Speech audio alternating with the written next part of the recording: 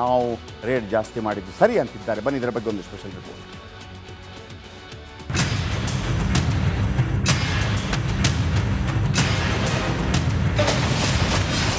ಬಿಜೆಪಿಯವರು ತೈಲ ದರ ಏರಿಕೆ ಮಾಡಿದಾಗ ಪೆಟ್ರೋಲ್ ಡೀಸೆಲ್ ಬೆಲೆ ಗಗನಕ್ಕೇರ್ತಾ ಇದೆ.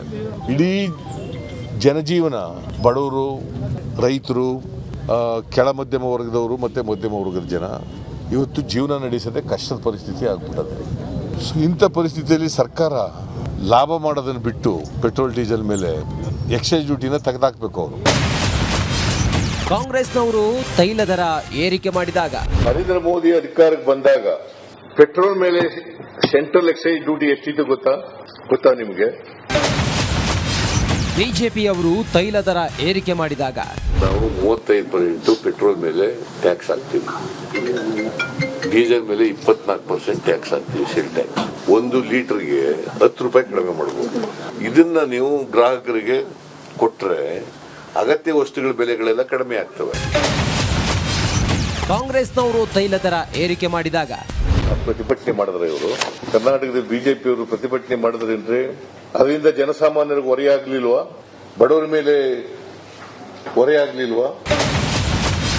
ಅಕಟಕಟ ವರ್ಷದಲ್ಲೇ ಬದಲಾಯಿತು ಸಿದ್ದು ಮಾತು. ನೋಡ್ರಪ್ಪೋ ನೋಡಿ, ಕನ್ನಡಿಗರಿಗೆ ಬಿತ್ತು ತೈಲ ಪೆಟ್ಟು. ಒಂದೇ ಒಂದು ವರ್ಷದ ಹಿಂದೆ ಅಂದಿನ ವಿಪಕ್ಷ ನಾಯಕ ಸಿದ್ದರಾಮಯ್ಯ ಕಣ್ಣು ಕೆಂಪಾಗಿಸಿ ಪ್ರತಿಭಟನೆ ಮಾಡಿದ್ರು. ಅಯ್ಯಯ್ಯೋ, ಪೆಟ್ರೋಲ್ ದರ ಹೆಚ್ಚಾಗುತ್ತಿದೆ, ಹಿಂಗೆ ಆದರೆ ಹಣದುಬ್ಬರ ದರ ಮುಗಿಲು ಮುಟ್ಟಿ ಜನರು ಬದುಕೋಕೆ ಆಗದ ಸ್ಥಿತಿ ನಿರ್ಮಾಣವಾಗುತ್ತೆ ಅಂದಿದ್ರು. ಆದರೆ ಈಗ ಅದೇ ಸಿದ್ದು ಸಿಎಂ ಆಗಿದ್ದಾರೆ. ಅಂದು ದರ ಏರಿಕೆ ಮಾಡಬೇಡಿ ಅಂತ ಕೆರಳಿದವರು ಇಂದು ತಾವೇ ದರ ಏರಿಕೆ ಮಾಡಿದ್ದಾರೆ. ಸೆಂಟ್ರಲ್ ಗೌರ್ಮೆಂಟ್ GST ಮಾಡ್ತೀವಿ ಅಂತೇಳಿ ಕಮ್ಮಿ ಮಾಡ್ತೀವಿ ಅಂತ ಹೇಳ್ತಿದ್ದಾರೆ. ಇವರು ಈ ತರ ಮಾಡ್ತಾ ಇರೋದು. ನಡಿ ಈಗ ಶುರು ಮಾಡೋಣ.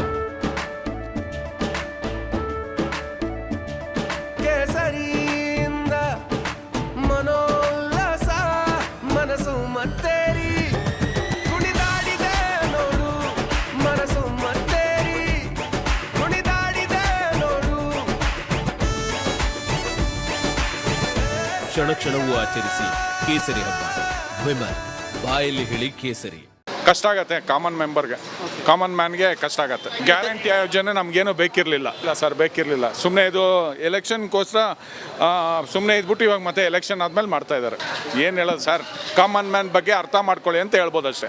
ಕಾಮನ್ ಮ್ಯಾನ್ ಪರಿಸ್ಥಿತಿ ಅರ್ಥ ಮಾಡ್ಕೊಳ್ಳಿ ಅಂತ ಹೇಳ್ಬೋದು. ಏನು ಸರ್ ಹಿಂಗೆ ಮಾಡಿಬಿಟ್ರಿ ಅಂತ ಪ್ರಶ್ನೆ ಮಾಡಿದರೆ ಸಿಎಂ ಸಿದ್ದರಾಮಯ್ಯ ಒಂದು ಸಿದ್ಧ ಉತ್ತರ ಕೊಟ್ಟರು. ರಾಜ್ಯದ ಅಭಿವೃದ್ಧಿಗೆ ತೆರಿಗೆ ಹೆಚ್ಚಳ ಮಾಡಬೇಕು, ಬಿಜೆಪಿ ಆಡಳಿತವಿರುವ ರಾಜ್ಯಗಳಲ್ಲಿ ದರ ಜಾಸ್ತಿ ಇದೆ ಎಂದರು. Central excise duty on petrol 2014 ಜೂನ್ನಲ್ಲಿ ಆಗ್ತಾನೆ ನರೇಂದ್ರ ಮೋದಿ ಅವರು ಪ್ರಧಾನಮಂತ್ರಿ ಆಗಿದ್ರು. 9 ರೂಪಾಯಿ 48 ಪೈಸೆ ಆಯಿತು. ಮೇ 2020ಕ್ಕೆ 32 ರೂಪಾಯಿ 98 ಪೈಸೆ ಆಯಿತು. ಎಷ್ಟಾಯ್ತು? 32 ರೂಪಾಯಿ 98 ಪೈಸೆ. From 9 rupees 48 paise.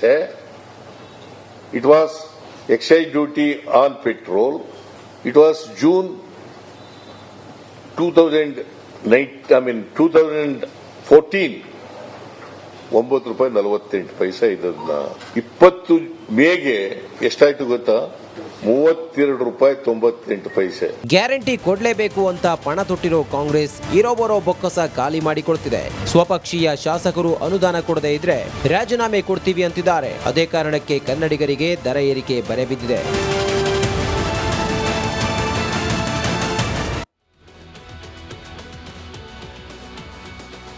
ಓಕೆ, ಯಾವ BJP ರಾಜ್ಯಗಳಲ್ಲಿ ಯಾವ ರೀತಿ ಇದೆ ರೇಟು ಮತ್ತು ಕಾಂಗ್ರೆಸ್ ಸರ್ಕಾರವಿರುವಂಥ ರಾಜ್ಯಗಳಲ್ಲಿ ಯಾವ ರೀತಿ ಇದೆ ರೇಟು, ಇದನ್ನು ಕೂಡ ನಿಮ್ಗೆ ಹೇಳ್ತೀನಿ. ಆದರೆ ಮುಖ್ಯಮಂತ್ರಿಗಳು ಒಂದು ವಿಚಾರವನ್ನು ಹೇಳ್ತಾ ಇದ್ರು,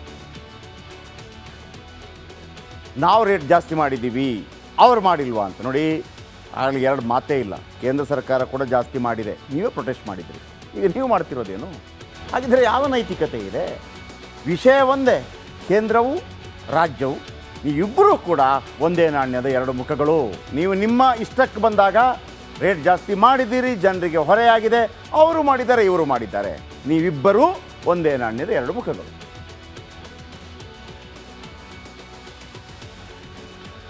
ಓಕೆ, ಈಗ ಎಷ್ಟಾಗಿದೆ ಟೋಟಲ್ ರೇಟ್ ಒಂದು ಪೆಟ್ರೋಲ್ಗೆ ಮತ್ತು ಯಾವ್ಯಾವ ರಾಜ್ಯಗಳಲ್ಲಿ ಬೇರೆ ಬೇರೆ ಕಾಂಗ್ರೆಸ್ ಆಡಳಿತ ರಾಜ್ಯ ಮತ್ತು ಬಿ ಜೆ ಪಿ ಆಡಳಿತ ರಾಜ್ಯದಲ್ಲಿ ಜಾಸ್ತಿ ಇದೆ ಅಂತ ಹೇಳಿದರು. ಅದರ ಬಗ್ಗೆ ಲೆಕ್ಕ ಅಂಕಿ ಒಂದು, ನೀವು ಬಿ ಜೆ ಪಿನೂ ಹೋಗಬೇಡಿ, ಕಾಂಗ್ರೆಸ್ ಹೋಗಬೇಡಿ, ಆದರೆ ಒಂದಂತೂ ಭಾಳ ಸ್ಪಷ್ಟ, ಎರಡೂ ಪಾರ್ಟಿಗಳು, ಎರಡೂ ಪಕ್ಷಗಳು ಪೆಟ್ರೋಲ್ ಬೆಲೆ ಜಾಸ್ತಿ ಮಾಡಿದೆ.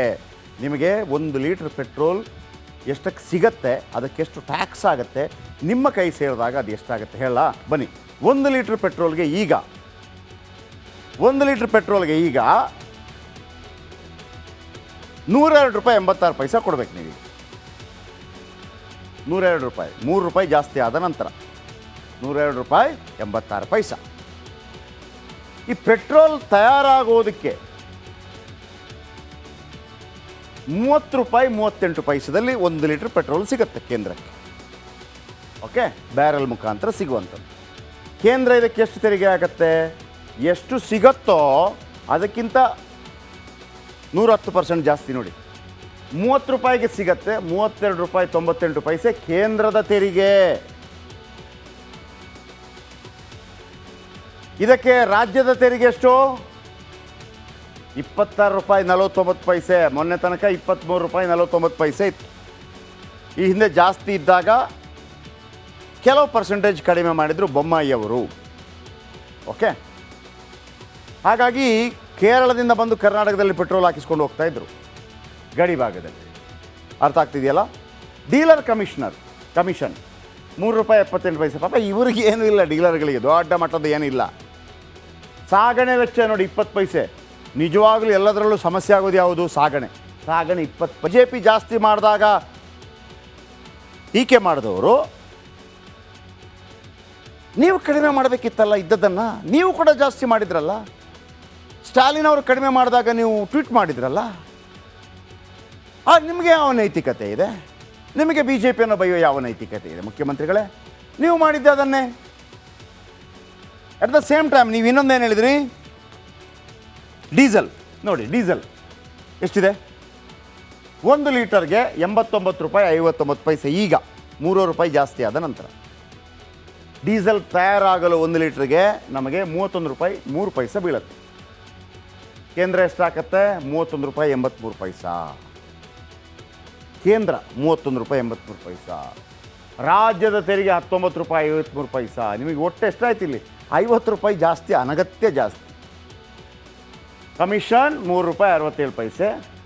ಸಾಗಣೆ ವೆಚ್ಚ 20 ಪೈಸೆ. ನಾನು ಅದಕ್ಕೆ ಹೇಳಿದ್ದು, ಈ ಪಕ್ಷಗಳೆಲ್ಲ ಇದೆಯಲ್ಲ, ನೀವು ಅದನ್ನು ಜನಗಳಿಗೆ ಒಳ್ಳೇದು ಮಾಡ್ತಾರೆ, ಅದೆಲ್ಲ ಮೂರ್ಖತನ. ಅವರವರ ಲಾಭಕ್ಕಾದಾಗ ಅವ್ರು ಯಾರನ್ನು ಬೇಕಿದ್ರೆ ಹೆಂಗೆ ಬೇಕಿದ್ರು ಮಂಗ ಮಾಡ್ತಾರೆ. ಓಕೆ, ಈ ನಡುವೆ